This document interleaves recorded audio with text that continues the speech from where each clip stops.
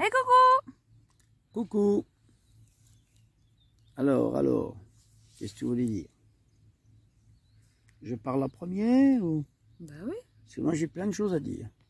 Wow. Alors là, je vais parler en tant qu'âme guérisseuse de la terre-mère. Et donc, ce que j'ai à partager, c'est par rapport à ma vision de cette nuit. Parce que je fais des rêves éveillés. Et la vision que j'ai eue cette nuit, ben, je vais la partager, mais en même temps, j'ai besoin de revenir un petit peu sur quelques éléments que j'ai déjà donnés sur plusieurs vidéos qu'on a fait avant, pour resituer un petit peu l'historique dans laquelle nous nous trouvons aujourd'hui. Donc je vous ai déjà expliqué sur une vidéo, j'ai déjà expliqué dans une vidéo que le temps de transition débutait en 1974, pour se terminer en 2045. Durant ces 72 ans, nous sommes dans un monde en transition qui passe de l'ancien 26 000 ans à un nouveau 26 000 ans, un nouveau cycle. La fin d'un monde ancien, avec tous ses cycles, et le début d'un nouveau monde, avec tous ses cycles. La deuxième chose que j'ai déjà dit, c'est qu'en 1999, la tempête, les inondations, ont été le début d'une peur, d'une nouvelle peur, qui était la peur d'un virus informatique en l'an 2000. Ce virus informatique en l'an 2000 nous a fait consommer de l'antivirus à gogo.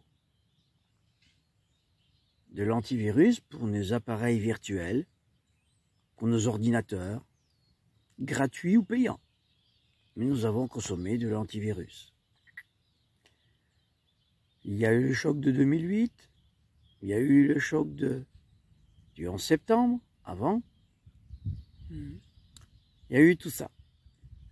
Et aujourd'hui, ben, qu'est-ce que j'ai dit dans une vidéo précédente aussi, c'est à propos de 2017, que c'était les dernières élections, de mon point de vue à moi, et que Macron, le système Macron, l'élection de Macron, Macron avait agi comme un virus, dans un système, on va dire, dans un corps électoral très malade, qui est en déperdition depuis, on va dire, 68, depuis la démission du général de Gaulle, depuis, voilà. Mais, eh bien, on a eu une dégénérescence au niveau politique,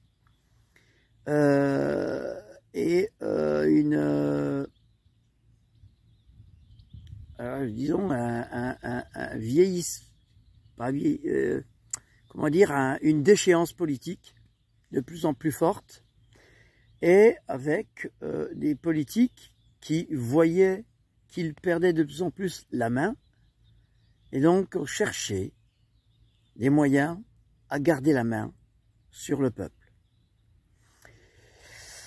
Donc il y a eu plusieurs phases, hein, parce qu'on a eu les attentats, on a eu en septembre, on a eu le premier choc pétrolier en 74-75, enfin plein de choses qui ont donné des peurs aux gens.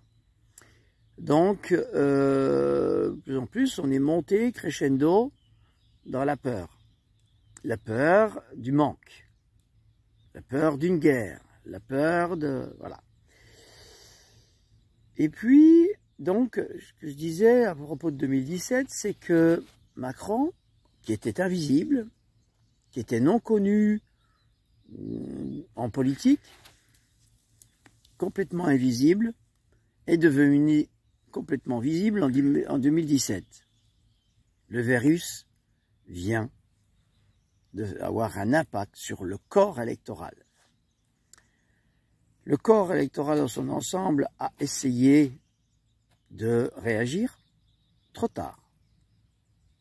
3 ans après, plus aucun homme politique ne se confronte à Macron. Plus aucun homme politique ne dit sa version par rapport à ce qui se passe. Silence total au niveau de tous les partis, au niveau de la droite, de l'extrême droite, silence total. Donc ça veut dire quoi? Ça veut dire que le virus a eu un impact très fort, le virus Macron a eu un impact très fort dans le corps électoral français. L'effet Macron a été aussi un effet Trump, un effet dans beaucoup de pays où ont été mis en place des hommes représentant les finances. Macron est donc apparu comme un virus qui se met à attaquer toutes les cellules saines. Un virus, c'est un virus attaque les cellules saines. Il va attaquer les cellules saines en utilisant des cellules malades, en utilisant aussi ce qu'on appelle la nourriture, donc vos économies, en utilisant toutes les énergies à sa disposition. Donc il va être un très gros consommateur d'énergie. Il y a bien sûr les antivirus, c'est-à-dire les anticorps, qui ont essayé de protéger ce corps, c'est-à-dire ça a été les gilets jaunes, ça a été les partis, les syndicats, ça a été les policiers, les gendarmes, les pompiers. Tout le monde s'est mis à manifester et à se mettre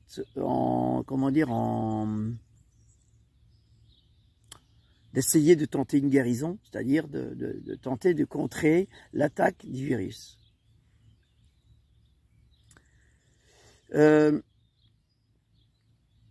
Mais bon, on est dans un monde aujourd'hui où le corps, on va dire, politique ou français, ou même hors de la politique, on va dire l'ensemble du pays français, le corps français a perdu beaucoup de son immunité. D'ailleurs, on voit bien que les hommes politiques, en général, ont perdu leur immunité parlementaire aussi. Donc, ce qui veut dire que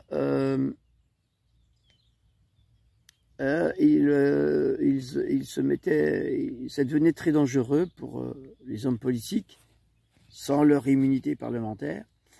Et en même temps, notre corps, le corps français, est plus assez puissant au niveau de son immunité pour arriver à guérir la situation de cette manière. Donc 3 ans après, qu'est-ce que fait le virus? Le virus a pris de l'ampleur, a envahi le corps, a monopolisé toutes les énergies à sa disposition, c'est-à-dire les scientifiques, l'armée, la police, la gendarmerie, les pompiers et le corps médical. Et tout ce qu'il y a besoin pour continuer à approvisionner les cellules saines. Comment ce virus approvisionne les cellules saines? En approvisionnant uniquement les supermarchés et hypermarchés et en interdisant tous marchés locaux. Donc c'est de nourrir en abondance. La peur? Non, pas la peur, de nourrir en abondance les cellules saines qui sont à laquelle on impose comment on appelle ça quand ils restent chez eux, comment ils ont dit conditionnement là, oui, d'être enfermés chez eux, de rester enfermés chez eux. Le confinement. Donc les cellules saines sont sommées à rester enfermées dans leurs cellules, leurs appartements, leurs maisons et tout, qui sont leurs cellules. Et d'être approvisionnées par des supermarchés. Ce qui va faire que ces corps sains, que ces gens qui représentent des cellules saines vont s'appauvrir, vont tomber malades, vont dépérir et vont perdre de leur énergie vitale. C'est le rôle du virus. Le rôle du virus, c'est d'attaquer les cellules saines. Alors maintenant, j'ai un peu expliqué tout ça. Maintenant, je vais expliquer comment faire si je suis un corps où mon immunité est très basse et que je vois que la maladie a pris le dessus sur mon corps. Ben, nous le disons aussi depuis assez longtemps sur des vidéos. C'est de arrêter toute activité. C'est ce que j'appelle, depuis un moment, j'appelle à l'abstention générale, mais j'appelle aussi à l'arrêt de toute activité travail au service de ces virus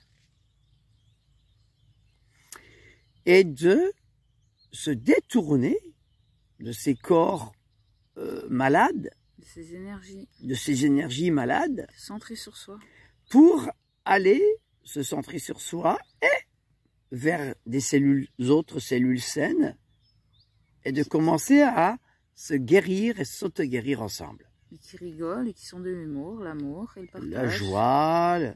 Alors, il y a une chose impérative, c'est donc de jeûner en alimentation. Pourquoi jeûner au niveau alimentaire? Eh bien, ça va permettre d'arrêter de alimenter le virus. Pourquoi? Ah ouais.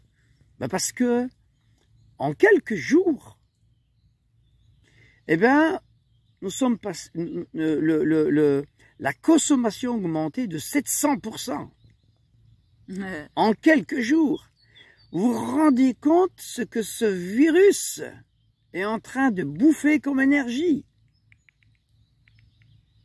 Et si elle n'en a pas assez, eh bien, elle va aller jusqu'à pomper vos comptes bancaires. Donc, jeûner en toute chose, c'est jeûner au niveau alimentaire, arrêter d'acheter quoi que ce soit. Jeûner au niveau alimentaire. Jeûner au niveau de mon activité professionnelle. J'arrête de nourrir la maladie. Système économique. La troisième chose, c'est de jeûner au niveau de mon mental. J'arrête de nourrir mon mental et mes peurs. Je nourris l'amour. Comment? Alors, je vais vous dire comment maintenant. Alors, déjà, pour toutes les personnes saines qui sont confinées dans leurs appartements, dans leurs maisons, eh bien, je vais les inviter à faire comme nous. Vous voyez, on est en pleine nature. Nous avons pour plafond le ciel. Et comme mur? Comme plancher, la terre. Ouais. Et autour de nous, l'infini à perte de vue de l'horizon. Donc, pour tous ceux qui sont enfermés entre quatre murs, c'est tout simplement la raison du fait que vous êtes vous-même enfermés sans rien vouloir voir ni entendre jusqu'à aujourd'hui. Maintenant que vous êtes enfermés dans votre cellule, appartement ou maison, j'invite tous ceux qui le veulent à arrêter toute consommation électrique ou de gaz. Donc d'arrêter les chauffages, la lumière, d'ouvrir une des fenêtres le plus au sud possible et de laisser rentrer un maximum de lumière et d'air frais. Ce qui va permettre de retrouver de la vitalité. Des cellules enfermées peuvent dépérir si elles ont assez de lumière, sans courant d'air. N'ouvrez pas toutes les fenêtres. Ouvrez une ou deux fenêtres au sud sans que ça crée de courant d'air. En même temps que vous ayez de l'oxygène. Habillez-vous avec des pulls. Habillez-vous si vous avez froid. Mais respirez l'air frais et faites entrer la lumière. Ça va vous redonner de l'énergie vitale. Le deuxième conseil que je vous donne, c'est vous ne voulez absolument pas sortir. C'est de méditer à chaque fois que vous sentez que vous avez faim. Mettez-vous en méditation. Respirez. En repos aussi. En repos, bah oui. Une méditation, ça repose. Ouais. C'est descendre. Oser se reposer, même si le corps il est un peu... La méditation permet de descendre son... Comment dire, on descend dans des phases très profondes qui nous élèvent au-dessus de ces vibrations basses qu'on essaye de nous imposer. Yeah. Donc, la méditation, le plus possible, les respirations, le plus possible, pour s'oxygéner et reprendre de l'énergie vitale. Pour tous ceux qui ont la possibilité ou qui osent désobéir et qui osent sortir, aller dans la nature, restez-y le plus longtemps possible. Pour ceux qui ont un jardin, allez dans le jardin. Le plus possible, profitez du soleil, de la lumière, et surtout, le soir, rentrez chez vous quand le soleil se couche et mettez-vous au lit bien au chaud et dormez sans allumer la lumière. Pour ce qui est des écrans, comme les écrans de télé, les écrans de téléphone, eh bien, il y a besoin de jeûner aussi. Trop d'informations, tue l'information. Pourquoi? Parce que les yeux, vous pouvez regarder une fois notre vidéo, mais si vous voulez la réécouter, écoutez-la sans la regarder. Fermez les yeux et écoutez. Vous entendrez d'autres choses que si vous restez les yeux ouverts à regarder juste moi et Cécile en train de parler. L'important, c'est ce qui est dit, c'est pas ce que l'on voit. Donc, les yeux nous trompent bien souvent, je l'ai déjà dit dans des vidéos. Oui, c'est le mental, ça aide le mental les yeux, non? Ouais, ça empêche notre troisième œil d'agir et de voir et de percevoir la réalité au-delà de ce que nos yeux perçoivent. Donc c'est là aussi de jeûner avec les téléphones. Je vous propose, je nous propose de utiliser...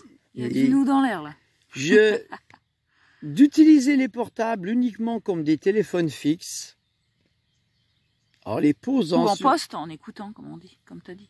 Oui. Pour éviter trop de lumière, fausse lumière en pour écoutant, les yeux. Oui, pour la lumière. En écoutant les vidéos. Parce que la lumière artificielle des écrans trompe aussi notre cerveau. On peut regarder un écran toute la nuit, on n'aura pas envie de sommeil. On aura envie de rester éveillé. Alors que si nous éteignons tout, ben, nous informons notre corps qu'il est temps de se reposer. Le repos est vital. tant que les cellules sont fatiguées, elles vont rester amorphes devant des écrans. Il y a besoin de couper ces écrans, comme d'arrêter les télévisions, la regarder ou l'écouter de temps en temps pour s'informer, mais surtout, jamais rester devant trop longtemps. Oh, vous pouvez aussi aller vous baigner dans les rivières, hein, si vous aimez l'eau. S'ils peuvent sortir, s'ils se l'autorisent. En plus, je suis dans l'énergie, tu peux aussi aller te baigner dans la rivière si tu aimes l'eau. Oh. Donc, ça dépend des gens qui vont oser ou pas oser ça me fait beaucoup de bien, en fait. Ça met dans la fréquence de la nature. Ça dépend des gens s'ils vont oser se le permettre ou non. Hein. Ça dépend de leur énergie vitale. Donc, moi, je te donne des conseils, surtout pour ceux qui se sentent enfermés. La terre guérisseuse. Ouais. Parce qu'on a plein de personnes qui nous demandent comment faire dans cette situation. Qu'est-ce qu'on en pense? Alors, ce que j'en pense, je le dis là, je le partage. Ouais, c'est une copine qui me dit qu'elle a peur, pas rester enfermée chez soi, être avec d'autres personnes qui n'ont pas peur. Franchement, ça décuple l'amour, le partage. Voilà, il y a besoin de dépasser. La confiance en soi, et la guérison, ça décuple. Voilà, donc le confinement, ça augmente la peur. Voilà, c'est pas. C'est d'ailleurs pas intéressant pour. C'est d'ailleurs pour ça qu'il est imposé. Hein. Trouver des amis autour de soi qui sont dans... Ouais, je sais, c'est pour ça qu'il est imposé. Tout ce qui est obligatoire, de toute façon, c'est... Voilà. Hein, et ce que l'on peut dire aussi, ce qui est imposé n'est pas un choix. La guérison est interdite. Hein. Voilà. Donc l'obligation... C'est important, Cécile. Ce que je dis là, c'est vraiment important. C'est très, très important. C'est que la peur, le fait d'être enfermé sans avoir choisi de l'être, le fait d'être confiné sans l'avoir choisi, ça amplifie. Mais les personnes dans un état de survie encore plus profond. Voilà, donc sortez. Donc il y a besoin de vigilance et de voir ça. S'autoriser à sortir. En plus, maintenant, on a du temps. Voilà, donc... les gens qui vont entendre ça, peut-être ça va leur permettre de voir quelque chose qu'ils ne voient pas. Maintenant, est-ce que vous avez peur d'un virus dans l'air, qu'il est invisible, qu'il ne se voit pas, ou d'un virus très gros et très visible que l'on voit aujourd'hui et qui est en train de vous empêcher de vivre et d'exister? Demain, aujourd'hui, l'État virus, affirme qu'ils ne laisseront tomber personne. Pour mieux te laisser tomber après. Cela veut dire quoi? L'État est en train de s'engager qu'il ne laissera tomber personne. Ça veut dire quoi? Faire confiance à l'extérieur. L'État, c'est nous. Alors que c'est à l'intérieur qu'on doit faire Donc, confiance. si un virus nous dit qu'il ne nous laissera pas tomber, nous avons intérêt de faire les choses de manière à ce qu'il puisse se détacher de nous. Pour ça, il y a besoin d'arrêter de le nourrir, d'arrêter de l'écouter, d'arrêter d'obtempérer aux ordres. Ça ne veut pas dire qu'il y a besoin de crier à des ordres, hein. Il n'y a pas besoin d'aller manifester dans les rues. Non, surtout pas. Ce qu'il y a besoin de faire, c'est de désobéir, de sortir, d'aller prendre le soleil et l'air. Si on vous l'interdit, demandez les matricules et les noms des personnes qui vous l'interdisent, quand vous aurez à en témoigner un jour. Il y a eu un virus dans le temps, en 39-45, qui s'appelait Hitler, le nazisme. Ce virus-là, c'était un virus extérieur qui a envahi un corps étranger, la France. Aujourd'hui, c'est un virus qui attaque de l'intérieur du corps D'accord? C'est un virus qui attaque de l'intérieur, au cœur même de nos institutions, au cœur même de notre corps. Donc, il y a besoin de le voir comme ça, hein, c'est important. Donc, est-ce que vous préférez vous laisser bouffer par un virus qui vous bouffe et vous empêche de vivre, ou un virus improbable dont vous pouvez vous immuniser, quel qu'il soit, en allant dehors, en se prenant dans les bras avec joie, amour, en partageant cette joie avec tous ceux que vous rencontrez, plutôt que d'avoir peur. Et le truc génial aujourd'hui, ce qu'on a, c'est qu'on a le choix. Nous avons le choix. Soit d'avoir peur, soit d'aller vers cette peur, de la dépasser, de la laisser nous traverser et d'aller vers l'amour. Donc j'ai encore une chose importante à dire, c'est que l'amour, sans peur, l'amour partagé est guérisseur. Il transcende tout. La peur,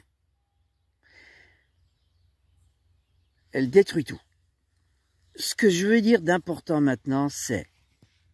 L'amour est infini. Hein. Attends, écoute bien, parce que j'essaye de le centrer sur moi, mais... D'accord.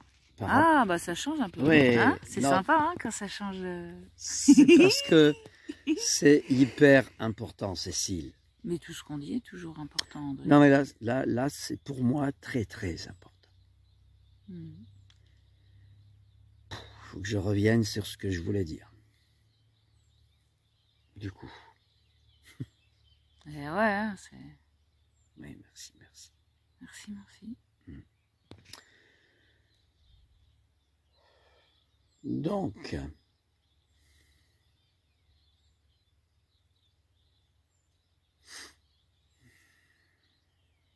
bon, laisse passer le temps, hein. Bah ouais, regarde. De la réflexion. On est beau, il y a un beau ciel bleu, il y a plein de... Donc, tout le monde pense aujourd'hui, et le virus gouvernemental d'aujourd'hui demande à toutes les cellules saines d'être solidaires. Ce que je dis est très important. Hein. Je suis un alchimiste et j'essaye de vous passer, de vous montrer des choses qui paraissent être logiques et qui sont destructeurs. Donc, par solidarité, il vous est demandé de vous confiner. Il nous est demandé de nous confiner pour ne pas contaminer les autres. Donc, par solidarité, les uns envers les autres, d'accord? Et si vous considérez que vous êtes des cellules saines, ben vous n'avez pas à transmettre quoi que ce soit. Par contre, vous vous confinez. Le fait d'être dans un confinement, comme on l'a dit, peut vous faire baisser votre énergie vitale, mais ce qui est important, c'est que c'est l'inverse qui se passe. Parce que si les gens obtempèrent tous, si toutes les personnes adhèrent à cette pensée de devoir par solidarité rester enfermé chez soi, c'est de l'égoïsme, de la peur, c'est de l'égoïsme pour soi-même, de penser d'abord à soi, à ses proches, et pas aux autres. Alors que la véritable solidarité au niveau des cellules saines, ben c'est d'aller s'oxygéner, de sortir, de désobéir, de s'embrasser, de se rencontrer, de s'aimer, de dire cet amour, de le partager. Et le virus disparaîtra de lui-même, n'aura plus aucun impact. Rien que dans l'amour. J'espère que cette image permettra de voir ce qui est égoïste de ce qui est le partage. Rester enfermé chez soi, obtempérer aux ordres, c'est de l'égoïsme pur. Et il compte bien là-dessus. Le virus isole toutes les cellules une par une pour mieux les attaquer, pour mieux les affaiblir, pour mieux les bouffer. Avec votre argent. Puisque l'État s'est engagé à ne pas vous laisser tomber. Donc il va prendre toutes vos économies, tout ce qu'il peut, votre énergie, votre pensée. Parce que là, il vous donne même plus le droit de penser, ni d'agir, puisqu'il vous interdit de sortir. Il vous interdit de vous rencontrer, de nous rencontrer. Donc, il entraîne le peuple tout entier vers la mort. Ce qui est bénéfique, c'est que justement, ça permet des discours comme ça. Comme je suis en train de faire, ça permet encore plus d'éveiller. Beaucoup de gens vont devoir s'éveiller, ouvrir les yeux, regarder leur réalité, enfermés comme des prisonniers dans leurs cellules, prisons, maisons, appartements.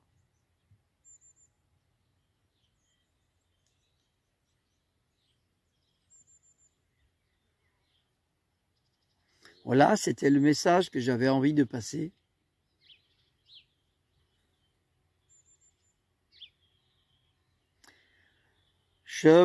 J'appelle donc à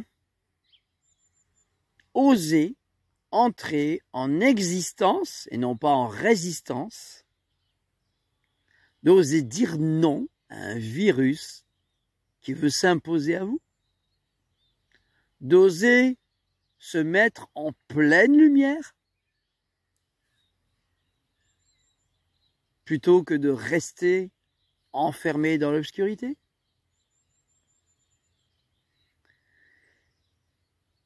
J'appelle donc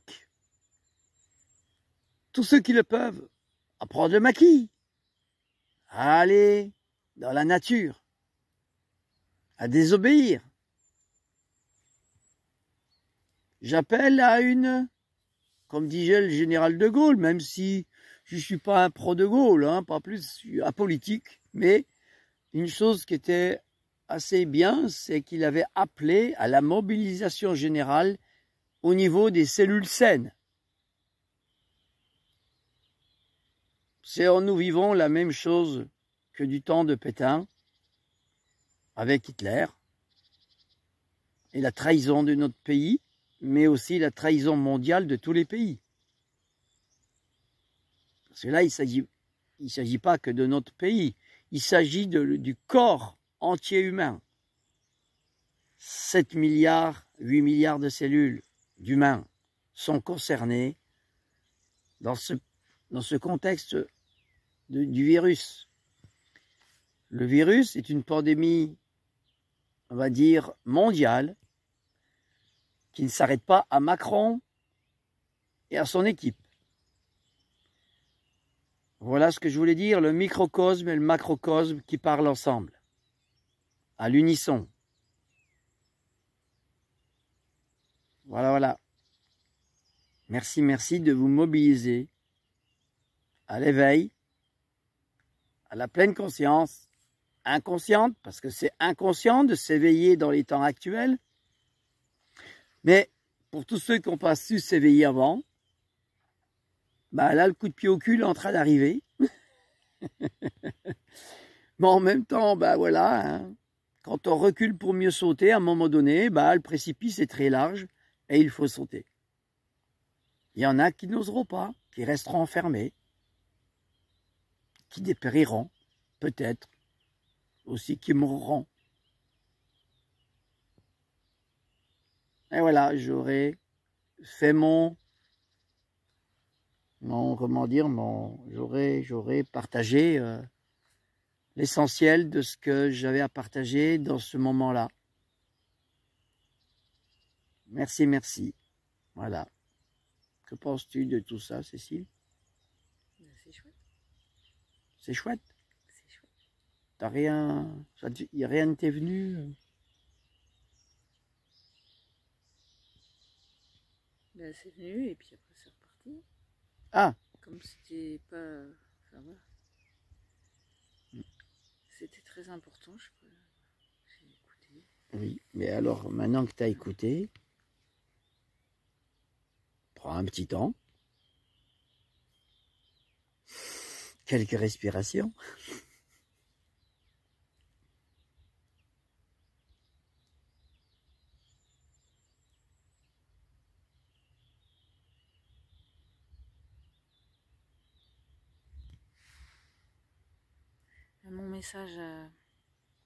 Mon message à moi, c'est plus dans le côté personnel, de s'occuper de soi, de profiter de ces événements extérieurs et de ces impositions pour accueillir l'instant présent, s'observer dans nos peurs si nous en avons,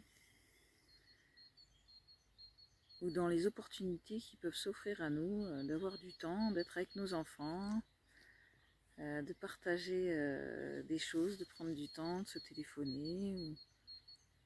C'est ce qu'il y a beaucoup dans les messages sur les réseaux sociaux, c'est aussi de bien rire de la situation, comme ça dédramatise et ça permet aux gens de se rassembler, s'unifier dans l'amour, le partage, la joie, et puis vraiment de rire de cette situation-là entre nous, d'aller se voir si nous avons besoin d'aller nous voir.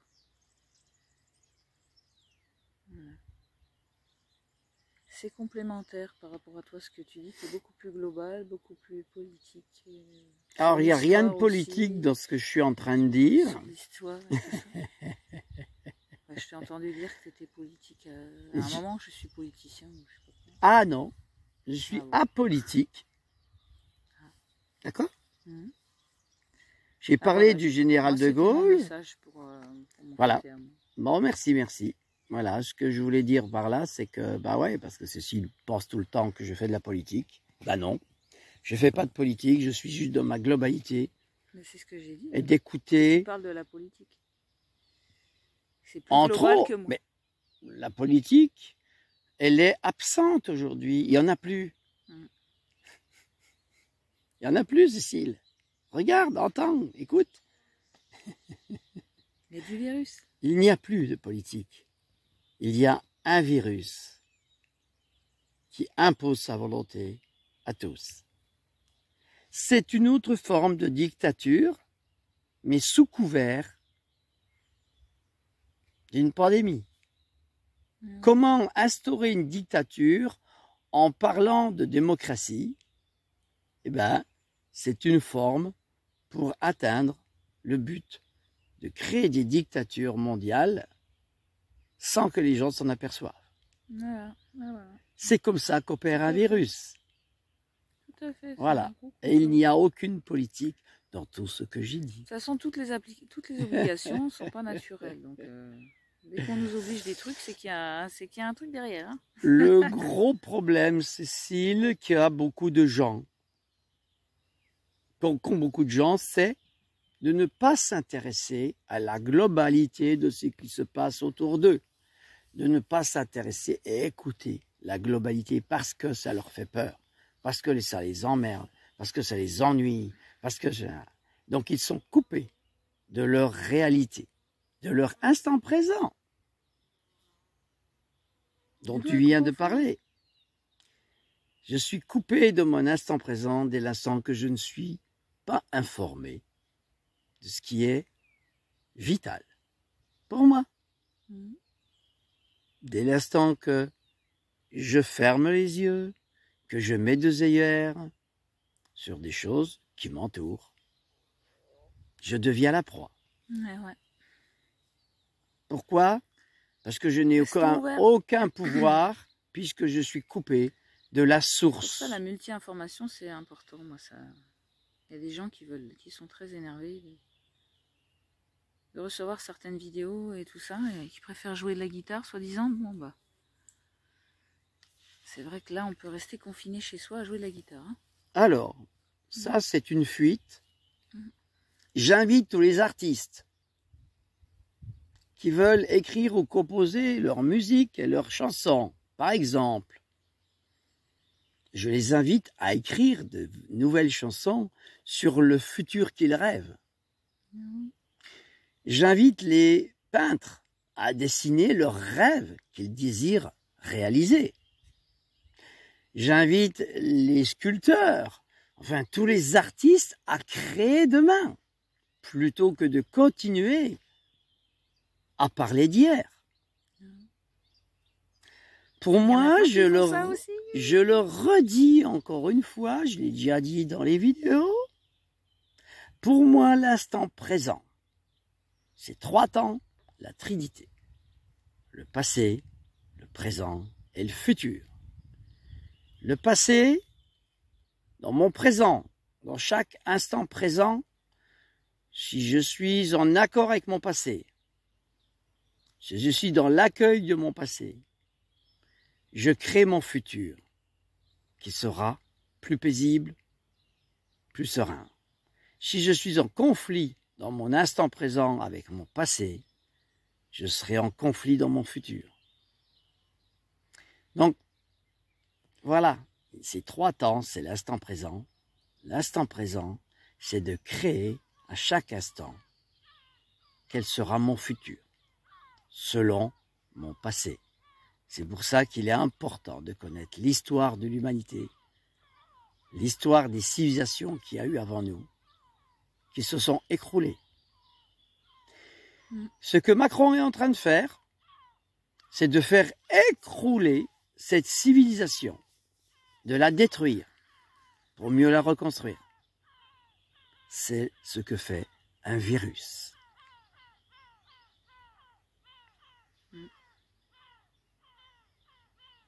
Bien sûr, un corps humain qui meurt à cause d'un virus qui se détruit, il va se décomposer. Beaucoup de cellules vont mourir. Pas toutes. Il y a des cellules qui sont immortelles et qui vivront.